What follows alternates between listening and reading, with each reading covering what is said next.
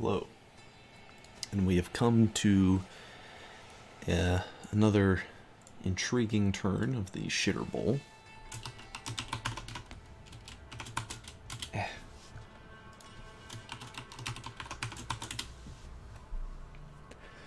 So, a messenger arrived from Arcecephaly. He sent this to everybody. Let it be known that the people of Ulm have been found to eat their own young. How can a nation of baby eaters ever survive? Truly. And then Agartha also sent a message to everyone. Holy shit, my prophet, he who brings tendies into the cave, came into my cave to bring me a plate of chicken nuggets in my cave, and I literally screamed at him and hit the plate of chicken tendies out of his hand. He started yelling and swearing at me, and I slammed the door on him. I'm so distressed right now, I don't know what to do. I didn't mean to do that to my prophet, but I literally in shock from the parole results tonight. I feel like I'm going to explode. Why the fucking fuck am I still in prison? This can't be happening. I'm having a fucking breakdown. I don't want to believe the world is so corrupt. I want a future to believe in. I want me, the softest, shittiest body, to be Pantocrator and fix this broken world. I cannot fucking deal with this right now. It wasn't supposed to be like this. I thought I was just about to break out into Agartha. This is so fucked. Pardon the bad words. I found a magic site in Modern Weld. What is this? Whoa. I mean, water ones. But that's useful for storms. That's useful for buffs. That's useful for communions. And I mean, this thing costs 65 gold, and its research is 11? It's expensive, but that's actually insane. Oh yeah, and you know, he gets this broken mage too, because why not?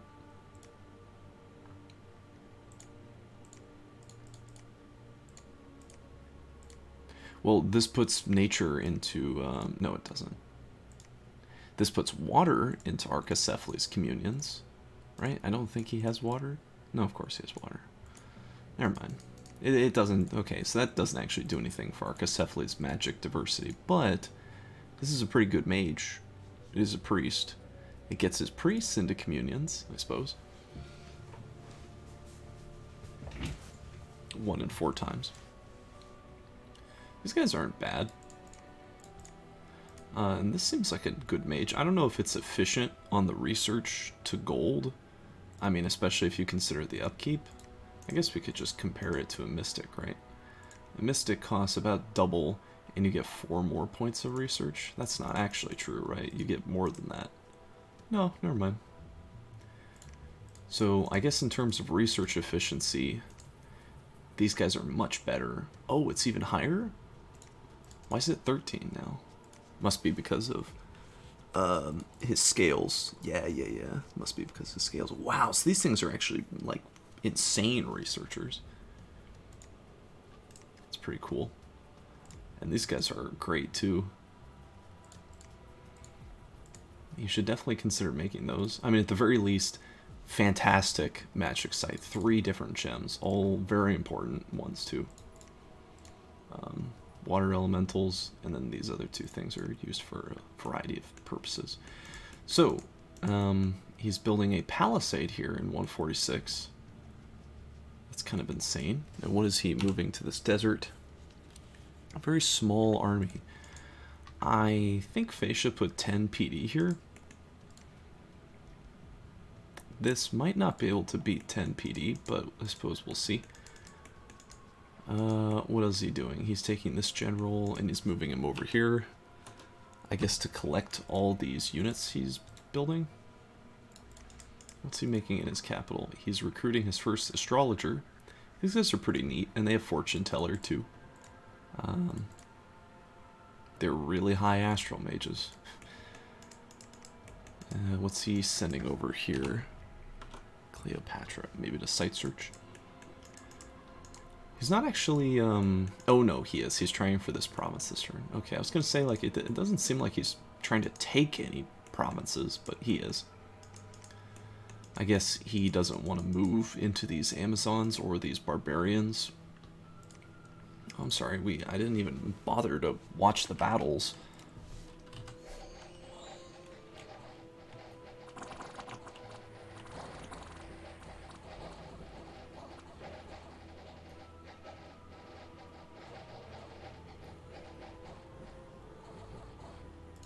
That was particularly bloody, yeah.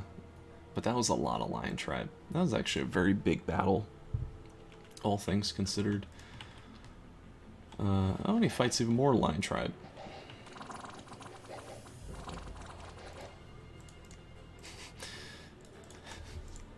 One of your bailiffs is afraid of bandits, plus 10 province defense. A lot of Ictiads. That's kind of nice. He got an air gem. And then some other bad stuff happened, but you look over that for the air gem. And one unit gets cursed. It is just a heart companion. Not the end of the world. So that's it. Not really the most exciting turn. Presumably he will keep taking more provinces in the future. Oh, he's building a fort and a lab over here on 110. See, this is what I think is pretty smart. Like, getting both of these at the same time. So that way you can immediately start producing mystics. Or, I guess, he could make any of his mages, really. Because he's got a free temple in this province, too.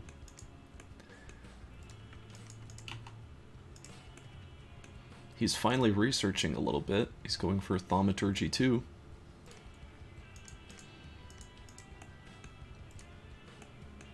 Wasn't this guy in this province already? Why did you walk him back into your capital just to move him back over to 132? Why? What's the point of that? I don't understand. It's not to site search, right? You've already got site searching going on. Maybe he changed his mind and he wants to build a lab? Anyway, I told you you'd find a magic site here in this forest. I didn't think it would be this good. That's pretty good. Anyway, let's moving right along.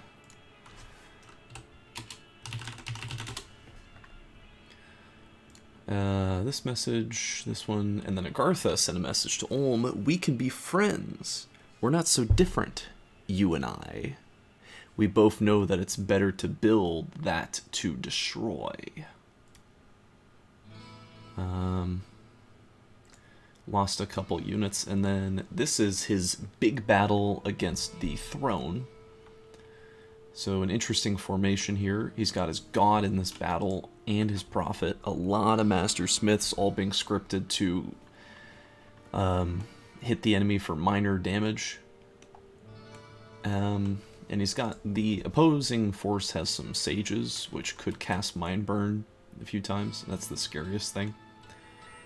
So watch this Legions of Steel cast. It's kind of hard to see with the map on, but you can kind of tell, like, it hit basically this chunk of troops, but these guys up here on the flanks, and importantly the knights, didn't get it. But look at the protection of these things. It's 26. 26 can, like, these guys don't have a chance to ever penetrate that. They have to really crit to do any damage.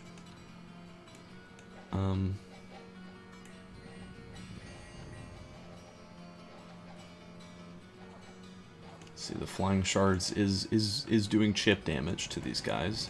And granted, if you have a lot of flying shards going off, then eventually they'll get kills. The mind burns coming in right here against the knights. The knights actually get routed off because half their number just gets annihilated by mind burns. Very expensive losses here on these black knights.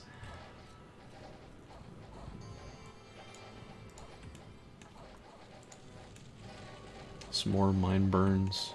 Why are they not mind burning? They're all exhausted. All of them are way fatigued over and they can't cast spells anymore. See, look, like all these projectiles Just nothing happening to them. Like every so often a guy gets tagged. Someone dies.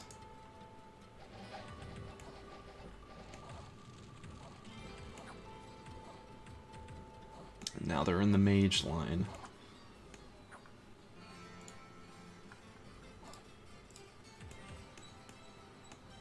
Yep, rip.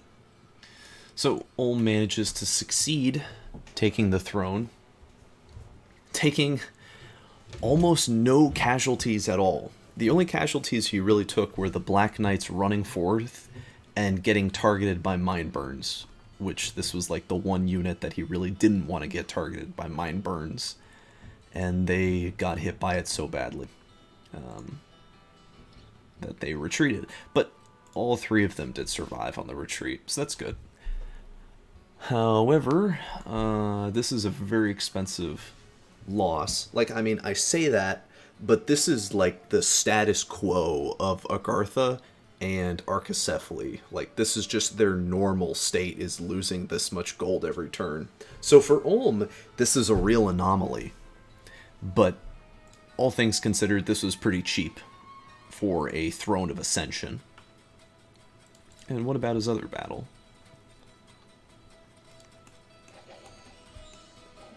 We still got the blind, limp,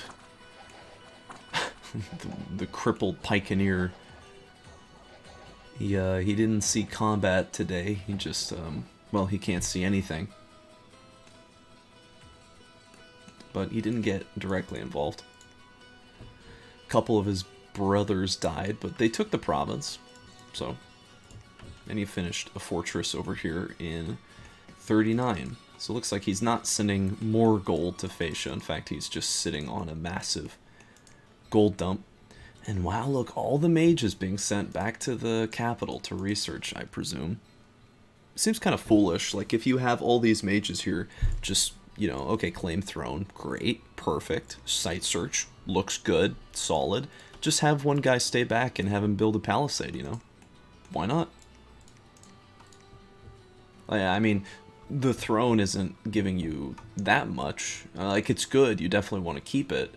But really, you build a palisade on it so that way later in the game, it's not going to get rushed down and stolen from you. That way you at least have a turn to respond in case someone jumps onto it. And if someone does jump onto the throne without a palisade on it, and they beat you, you lose control of it. Like, you'll lose your claim to that Throne of Ascension. And you need 4 of them to win, so every throne matters. I mentioned that these 3 I figured would be very important, but it doesn't seem like anyone is... Like, Archaecephaly is making no attempts to get his throne, and Marignon is totally preoccupied with something else instead of winning. And no one's really in a position to take that. Fascia, I guess, has isolated this throne. Fascia and Ulm, now neighbors. And this is big. Ulm is about to take a lizard shaman province. And if he puts a palisade down here, gets a lab up, gets a temple, he will be in a fantastic spot. If he can get lizard shamans going, that just nullifies so many of Ulm's weaknesses. It lets him cast anti-magic, it lets him cast relief. Like, just those 2 spells alone makes him so much more powerful. Getting lizard shamans is insane. And there's no reason at all that Archaecephaly should not have taken these already. They're that important that losing them to Ulm could mean the difference between victory and defeat in major battles. He has a spy, though, who he's sending off, looks like towards Agartha. Maybe we're going to get Agartha score graphs soonish. Otherwise, he is recruiting infantry this time. He's not forgetting to do that, so that's good. Ooh, he's making 3 Master Masons. These guys are cool. They can upgrade to citadels. So they can upgrade a fortress 1 step further than normal. So this is like the level 2 step. You can normally construct up to a castle, which is level 3, but beyond that can't be done unless you are a mason, unless you have this trait. So it's neat. They're also okay for sieging down forts.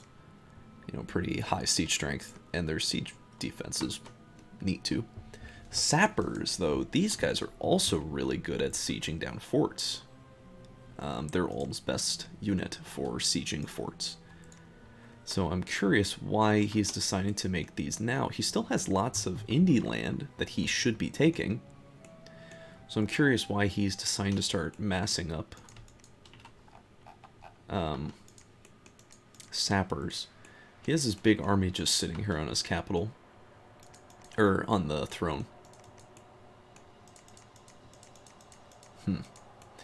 I wonder what his plan is with all these sappers. Doesn't appear to be making any offensive moves towards any other players yet. Which, totally fine. I really like these units. I think they're great. Oh, he changed from Alteration. I think he was going for Alteration 2. Maybe that was another player. And he's now going for Conjuration 2. I guess for Ogres, but really 3 is a big jump for Ulm. It gets them Summon Earth Power, which is an extremely essential spell for Ulm. And then later getting the Elementals is also really big. But if you get Earth 3, then you can cast Legions of Steel on all your Smiths by default without doing anything special. Or you can cast Strength of Giants without doing anything special. Why Alteration 3? I guess Luck, Iron Skin. I don't know why. Couldn't say.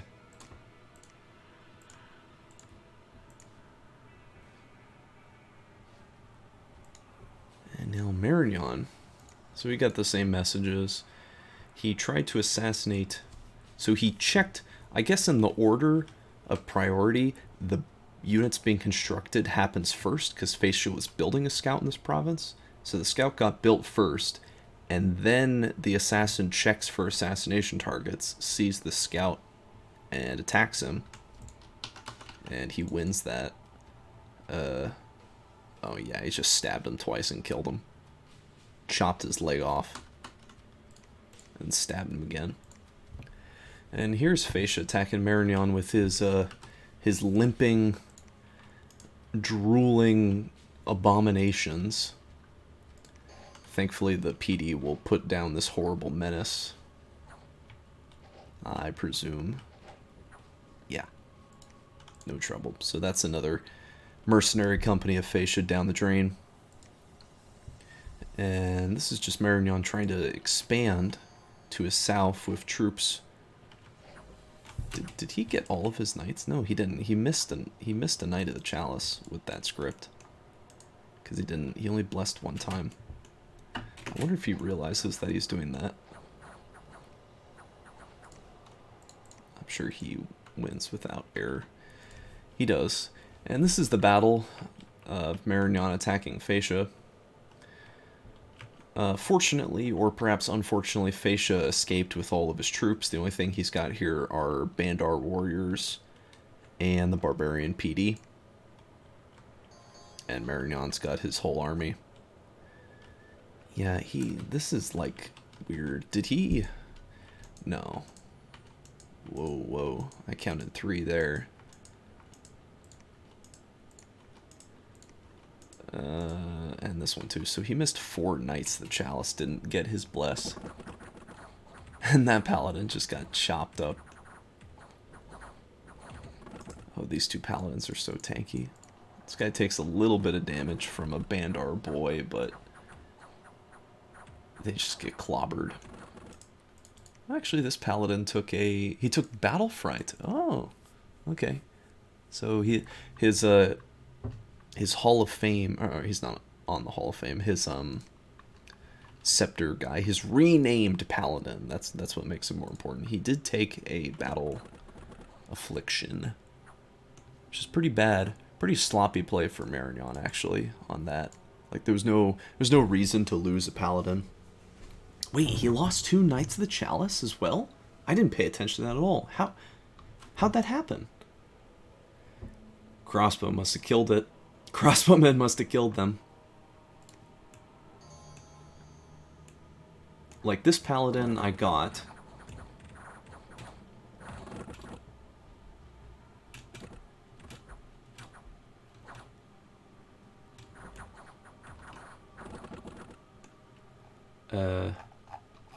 I'm curious, I want to see.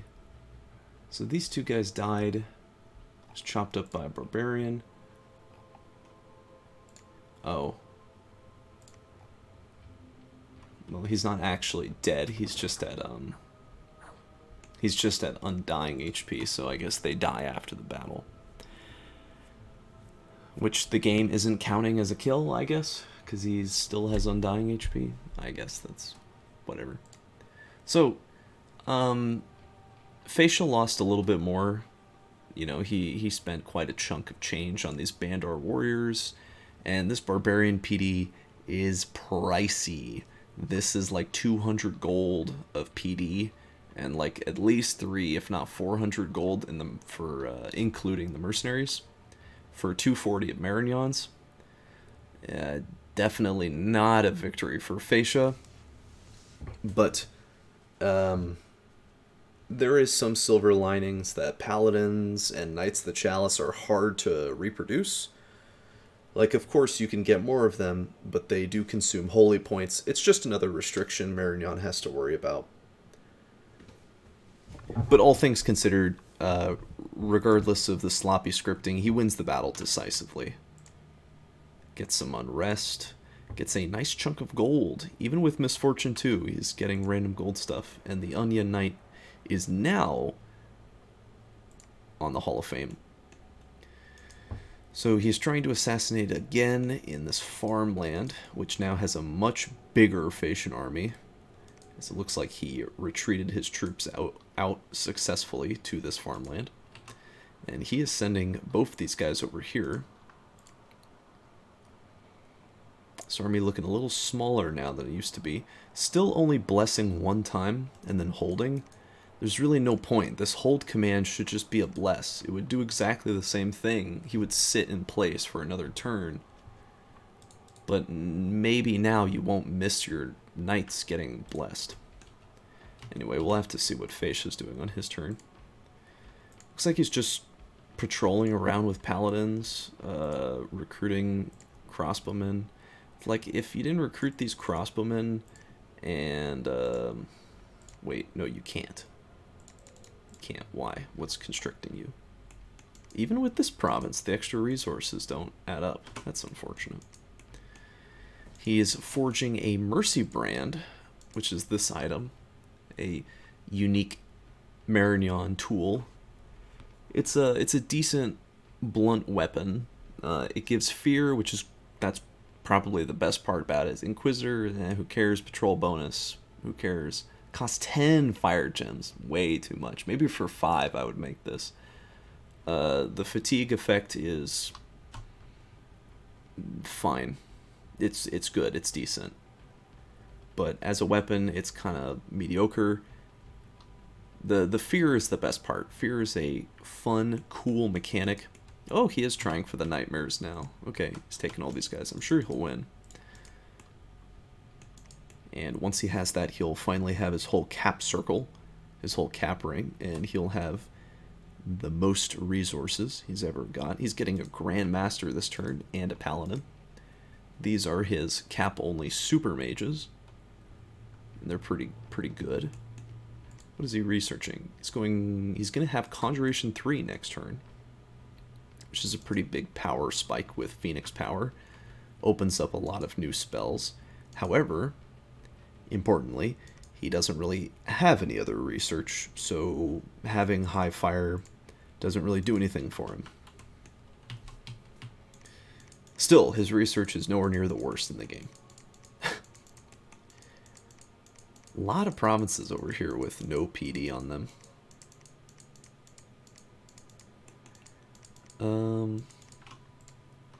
Oh, he's putting 450 gold on these Sonin Kinders. Summoning them in Province 117. I don't know what those guys are. But he is spending a tremendous amount of money on these. This is... I don't think this is worth it. Like, I don't know what they are. I suppose we'll see next turn. Presumably this is in response to Fascia recruiting mercenaries. But if Fascia wants to spend his money on mercenaries, then let him do it. Like, are these mercenaries the reason you're not going to win the war? So that's why you're bidding everything on it? Like, this is a temple worth of gold, I think. It's a little more than a temple. Presumably he's predicting a battle will happen here in this mountain. He even PD dumped on this mountain. This is a huge gold sink. And if Fascia isn't walking onto this province, that's a lot of money down the drain. And you better get some value out of these guys. They better be good, or else, like, this is a lot of turns to pay back. Not saying they can't pay back, you know, not saying they won't pay for themselves, but, like, why not just take all this land, right? Isn't this free? I mean, you don't have scouting info up here, but if Agartha is your military ally, as we've learned, surely he could tell you the situation up here, and he could inform you that actually it's safe, there's nothing up here. So just pick off this free land. Split your two armies into one, have one go over here and one go here, right? And just, like, start picking off Fascia. If he wants to consolidate his army in one big death blob, that's fine. Let him, like, sit around, take one province, and you take his whole country. The one thing Marignan has way up on Fascia is insane movement. Look, even here, he can jump back to his capital. The roads are really, of a, you know, they're helping him out a lot. That's what I'm trying to say. From this palisade, he can hit all of Fascia's provinces. All of them. He can jump everything from there. Even the mages can be brought right up to the front line this turn if he wanted to. Straight from the capital. They could brought right up wherever he needs them. I don't think it's necessary to play defensively in this war. Because really, you're the one losing out. Like, this is a military invasion. The goal of this war should not be to grind out your opponent. It should be to beat them decisively and quickly. Grinding them out is just a recipe for disaster. You know, it's like lose the game as fast as possible. Honestly, I feel like if you pieced out with Fascia now and just focused on expansion, your position would be so much better. If these knights were down here taking all of this clay, you'd have like double your income. And you wouldn't have a player going aggro on you. It's not like Fascia's in a strong position. They only have one fort. Like, Fascia's weak. The Troubadour Unrest thing is really screwed over Fascia now. That's like 100 less gold they're making now. That's really bad. So that's good play, for sure. This is working out quite well. Marignan doesn't know that Fascia's over the sea. But he does know he hired the shipwreckers, so presumably he will know Fascia will be underwater soon.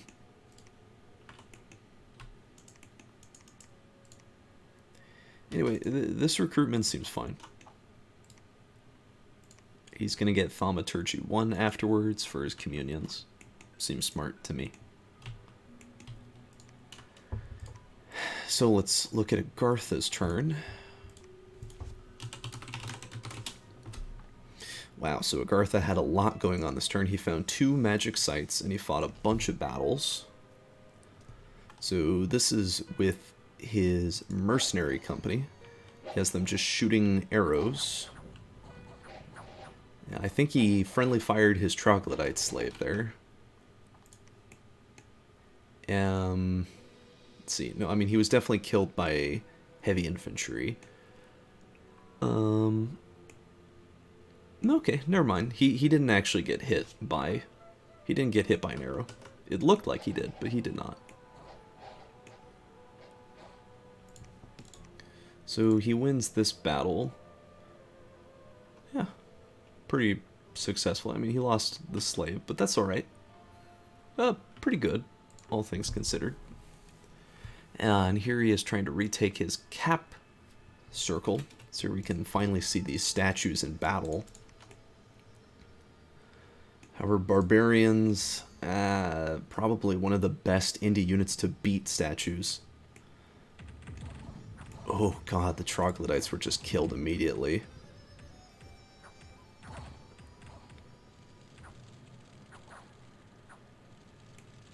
Yeah, see, these guys start running because their morale sucks. It's only 9. Like, taking any losses freaks them out. But looks like the commander's staying put. So the soulless automatons with 50 morale will win the day. I wonder how they did. So they got 4 kills, took no losses. Pretty good. Unfortunately, they're a little slow. So as you saw in the battle, they sort of got hung up behind his main troops. The troglodytes just got demolished. He even lost 1 unit on a retreat. How upsetting. I don't know if these guys were really necessary. But really, it's like a lot of Agartha's woes in this game are from just mismatching unit speeds and like certain units getting to the front line before other units do, and battle happening there when it needs to be happening somewhere else, or maybe at the same time. Because these guys really can't fight solo. They kind of can, but it's just so expensive. It's just not... It's not sustainable. But he does take his cap circle back, so that's good. That's good news. And here he is with his sparse line formation. Oh my god. That is so many indies. There's no way he wins this battle. He's got such a man disadvantage. Okay, he encounters the militia first, and the militia instantly start routing. Maybe he gets a mass rout here. Oh no. They're all dying. Yeah, it was a disaster.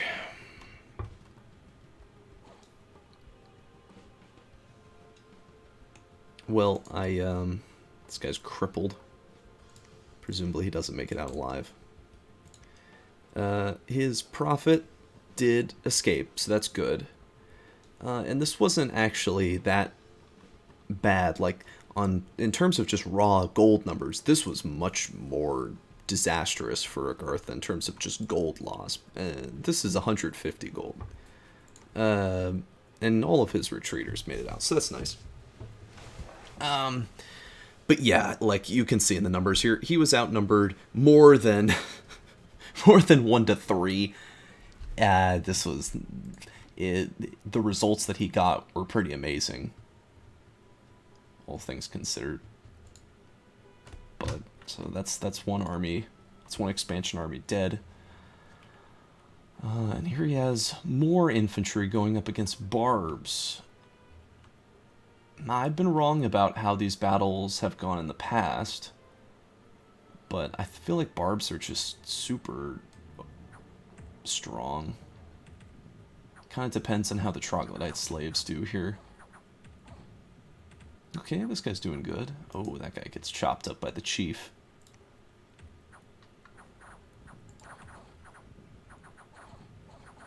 Okay, they kill one of the barbarian lords. I think there's only 1 left. Yeah, there's 1 guy left. He's got 1 HP. And they kill him. That's all the barbarian leadership's dead. Oh, but then Agartha just fails a morale check and runs. That's really unfortunate. Yeah, that sucks. I think his captain just got killed there. Yeah, that sucks. This battle was won. I mean, he kind of... That was actually really close. That was really close. Agartha definitely could have won this.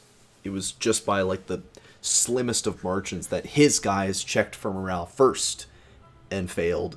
I'm sure the barbarians were also checking too, they just got lucky and passed. But on the plus side, all the leaders are dead, so the next time Agartha walks into this province, they win automatically. No battle will be fought, because all the leaders are dead. But this was a big loss of money. And his captain died too, so he can't even go back in and take it. And just to make matters worse, he gets Misfortune 3 over here. That could be dangerous. He's building a palisade. I'm sure it'll be okay. He could honestly, after he's done with this palisade, walk the scout into the barbarian province and take it. I wonder if Archaecephaly saw that battle happen. I mean, he obviously didn't see the battle, but if he saw the little... Okay, well, you can see the numbers have been reduced greatly. But that's all the intel he's getting. Curious to look at his army size score graph. Yeah, ouch. That really hurts. So, Agartha is allegedly going to attack Phaecia soon, but looks like he's more interested in attacking Indies, which frankly is a much smarter decision. Like, maybe he could vulture some land off Phaecia, but, like, maybe he could take this forest pretty risk-free. But, like, these defeats are crushing. That really sucks. That was really unfortunate. But even if you won, ultimately, it's a desert. Like, you gotta have someone over here to site search it relatively soon, because the gold value of a desert is, well, you know, you're not gonna pay for those losses that you took anytime soon. He does have a scout in Phaecia, so he's got intel on the goings-on of this war, which I think is good. That's good play. Getting scouts out to watch these sorts of things is important, and he knows where Ulm is too. So he's checking out Ulm's expansion. That's all smart play, and he's got he's almost has Archaecephaly found, or the capital itself. He will next turn. So scouting information wise, Agartha is doing great. He's probably got the most knowledge of any player in the game, which is really good. It's just a lot of these battles really they really show the problems of Agartha, and that is that their units just they're just not very good. They're just not very good at all. And the troglodyte slaves, they're good, they're just so expensive. They're way overpriced for what they do for you. I don't want to say like making sacreds would be better than making troglodyte slaves, because they kind of have a different role, and I really hate these units. Like, they just look disgusting, in my opinion. But regardless, he gets his cap circle back. That's big. That's a big lead. He's going to have a castle up here next turn. He is recruiting an army. He's forming up some units over here. It's basically nothing. That is, this is his biggest army he has on the map presently, and it's extremely weak and flimsy. It will probably take losses hitting this Highland province, but I don't know. I really want Agartha to succeed, but his early game so far has been very rough, and this turn alone has been the most destructive on his economy. Oh, but he found 2 magic sites. He found this. Okay, 1 water gem and an earth gem. Alteration bonus 20. All rituals from the School of Alteration will cost 20 less gems to cast from this province. So this is cool. Let's see. What alteration spells could he conceivably cast? Maybe this. I'm not sure how this works, because it's 10 gold per gem. So do you get a discount after you spend the gems? That seems weird to me. But that's actually pretty cool. Blight's a pretty good spell. This would be 4 gems instead of 5. It's okay. I don't know about this one. Crumble I've never used, but it seems like it could be okay if you have a lot of earth gems to spend. Iron Wall's kind of the same thing. Wizard Tower's a fantastic spell. Yeah, well, he's got Death 2, Arouse Hunger. I guess that's okay. Utter Dark, well, if Agarth is casting Utter Dark, he could do it for 80 gems instead of 100. Which is kind of insane. He's got water as well. Woven Winter? No. Sea of Ice? No. That's never going to happen. Hey, okay, Mother Oak is cool. He could do this for 40 gems. That's pretty big. Alright, I mean, maybe not the most useful buff, but an Earth Gem for Agartha is always welcome. He's starting to upgrade his Earth Gem income, and this was a really nice find. I mean, 2 gems per turn, can't complain. Getting pretty good results off of the site searching so far. Like, this province provides 4 gems. Crazy. I'd consider palisading this province. Just palisading it. Only because, like, this is a lot of gems. This is a lot of gems. Also, Archaecephaly is in your cap circle's circle. I don't know if I would tolerate this. Like, I get it, Agartha is actually in such a weak position. There's no way they could stop. Like, if Archaecephaly invaded Agartha, he couldn't do anything. Like, it would be impossible to beat him because he could just spam statues in his capital. But, like, all this is free. There's nothing over here anymore. Agartha could start moving stuff over there. But... nah, whatever. I just mean to say, like, if I was playing Agartha, I would be concerned about Archaecephaly sitting this close to me. But I get it, he can't really do that much about it. Anyway. Hiring mercs? Nope. Let me just double check that. Ulm and Arco are not hiring those mercs. No, they're not. So that merely leaves Fascia. Who got his, wow, got a big dump of money this turn. 20 Astro Pearls from Archaecephaly. That's crazy. That's a very generous donation to the war front. I guess I could have seen this if I looked at the gem income of this player, but I forgot. But 800 gold, 600 from Ulm, 200 from Archaecephaly. That's pretty insane. That's how you fund a war. When you want 2 people to just, like, butt heads against each other and waste their time fighting and dying, this is a great use of gold and gems for that purpose.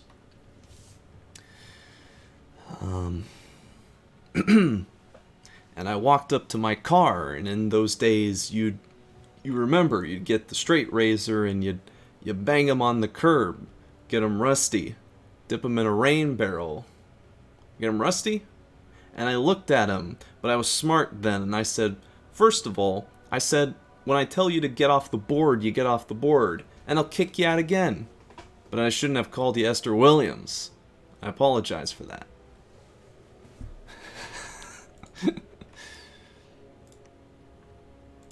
He got Thaumaturgy 1, so he has communions. Famine hits the land. Sad. Death 1 in this province. I wonder if there's a death site. No, it just got death from the event. Oh, he is moving an army here. Okay, what is happening over here? He's saying another army. So Fascia is starting to abuse his sailing maneuvers. And he is forming up a lot of troops on his capital.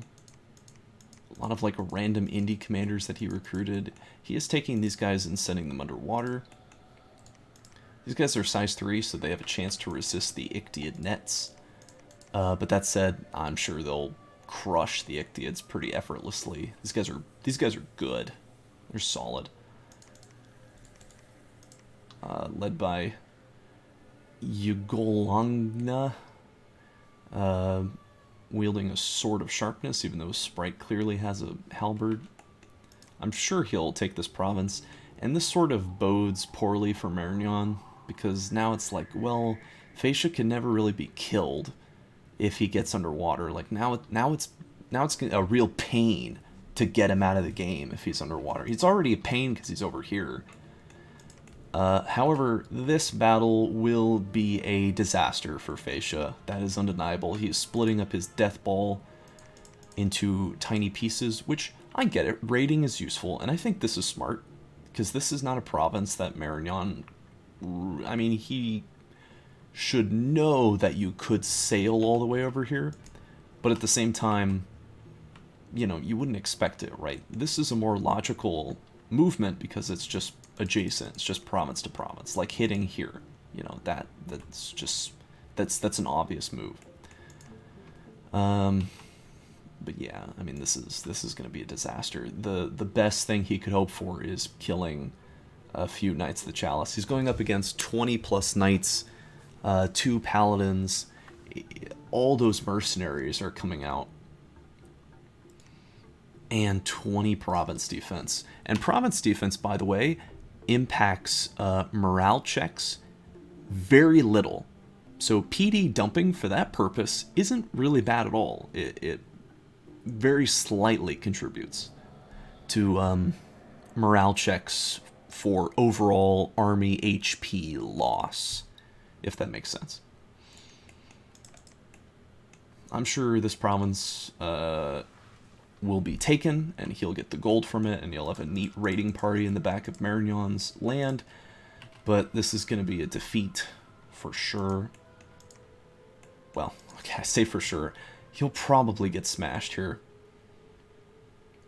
Let's see. Let's calculate it. He's got basically 40 guys here, so that's 800 plus. He's got a little more than 800 gold, 860 gold of troops, and this commander is 175. So this is basically 1,000 gold army. Hey, diplomacy's got to pay for something. He's actually saving his cash. He's recruiting just like tiny little things, like this guy who isn't going to do anything, and this priest, which also isn't going to do anything. I wonder why he's making these. It seems like they don't do anything for you. I guess he just wants more commanders for assassins, but he's really overselling the assassin threat. It's just one guy. Like, he can tell it's just this dude here. Sure, there's troubadours raising unrest, but you know, you can just see, like, these guys are not assassins. They could seduce, which kind of works similar. If you fail the seduction, it becomes an assassination. Actually, seduction would be pretty... That might work, because all these mages are women. How does seduction work? Seduction in a stealthy action must take place in a province bordering friendly territory. Oh, okay. Never mind. So he can't do it. Alright, fair enough. Still. That'd be pretty strong to actually get some troubadours here and start seducing these mages, because these are like the linchpin to Facia's strategy, his victory. Kind of relies on his high magic. He has very good research. He's going to get Mind Burn next turn, and then he's going to go for Conjuration 2 for some unknown purpose. I don't know as of yet what his goal is there, but we'll see. I'm excited for the future. We're going to have a neat little battle here, and raiding parties are commencing. This is exactly what Marignon should be doing. Like, what Facia is doing here is very smart, but Marignon should be doing the same thing too. However, Facia will get punished pretty badly for this move, and he kind of pointed to Marignan that he was going to do this because he pinged this mountain to check for the PD, showing that he was interested in it or that he was looking at it. I mean, I get it, it's like flimsy, but he is also hiring the mercs here. However, he is merely paying 201 gold, so he will lose the mercs to Marignan. He'll be paying more than double. Nah. He's recruiting random indies again. Like, you have all this gold. Don't buy the crappy commander. If you're going to recruit, like, random indie commanders in other provinces, then you don't need to recruit the crappy commanders on your capital. Like, why not get this woman? I mean, granted, she doesn't do that much yet. Or why not just one of these? Or one of these? This way you could do this. Isn't this a better... Doesn't this look more powerful than this? What was he even making before? I guess this thing? I don't remember. I'll just quit. Yeah, an archer. What is this archer going to do? What's he going to do with this crappy short bow? Nothing. Not going to do anything. He's just going to die.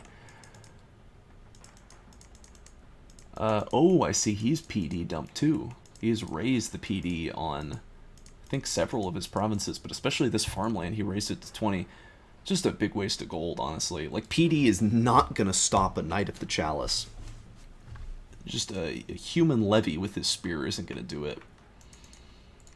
Unless they're barbarians, right? Like, barbarians or maybe cataphracts could do something, but not light infantry and heavy infantry. They won't succeed. Anyway, this video is going on for way too long. Let's just wrap it up here.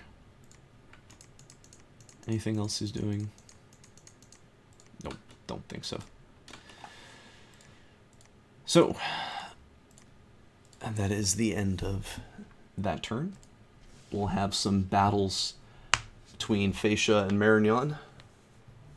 I do think Fascia will get blown out, but I am curious to see how much casualties, if any, he will inflict. So, till then.